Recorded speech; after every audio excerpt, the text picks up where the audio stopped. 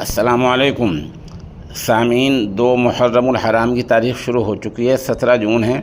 خبر کا عنوان ہے دہشت گردی کے الزام میں 5 لوگ گرفتار۔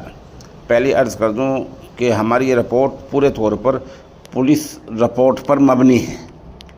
دہلی پولیس کے اسپیشل سیل نے آپریشن میں 5 نئے ملزموں کو پکڑا ہے۔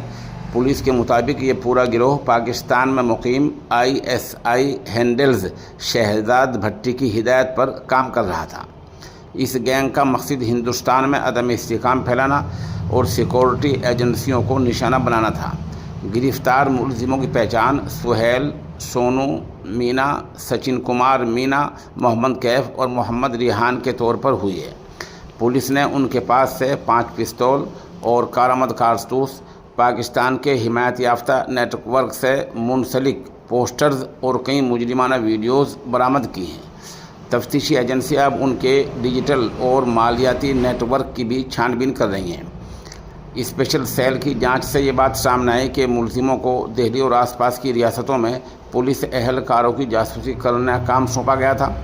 انہیں سیکورٹی فورسز پر حملہ کرنے اور دہشت گردانہ سرگرمیوں کے لیے نوجوانوں کو بھرتی کرنے کی ہدایت دی گئی تھی۔ پولیس کا کہنا ہے کہ گینگ کا بنیادی نشانہ پولیس اور سیکورٹی ادارے تھے۔ جانچ سے پتہ چلا کہ ملزم مبینہ دہشت گرد تنظیم تحریک طالبان ہندوستان TTH کے نام سے دیواروں پر نعرے اور گرافٹ لکھ رہے تھے۔ یہ تنظیم کو فروغ دینے کے لیے استعمال کیا گیا تھا۔ پولیس کے مطابق اس تنظیم نے حال ہی میں پنجاب کے شہر مجیٹھا میں ایک اسسٹنٹ سب انسپکٹر ASI کے قتل کی ذمہ داری قبول کی تھی۔ اس معاملے کو بھی جانچ سے جوڑا جا رہا ہے۔ مرکزی ملزم سہیل پاکستان میں مقیم اپنے ہینڈلز شہزاد بھٹی سے سوشل میڈیا اور دیگر ذرائع سے رابطے میں تھا۔ اس نے دہلی اور فرید آباد میں کئی مقامات پر TTH کے نعرے لکھے، ان کی ویڈیو بنائی اور انہیں پاکستان بھیج دیا۔ بتایا جاتا ہے کہ اس کے بعد اسے 5000 روپے ادا کیے گئے۔ پولیس کے مطابق سہیل ماضی میں متعدد جرائم کی وارداتوں میں ملوث رہا ہے۔ گرفتار ملزم سونو مینا گینگ کو مالی معاونت اور اسلحہ فراہم کرتا تھا۔ اس کے پاس سے 3 پستول اور کارآمد کارتوس برآمد ہوئے ہیں۔ پولیس کے مطابق اس نے سہیل کو پروپیگنڈا سرگرمیوں کے لیے پیسے بھیجے۔ سچن کمار مینا سے 2 پستول اور کارآمد کارتوس برآمد ہوئی۔ جانچ سے پتہ چلا کہ محمد کیف اور محمد ریحان پاکستان میں مقیم رانا حنین، عابد جٹ اور محسن سے براہ راست رابطے میں تھے۔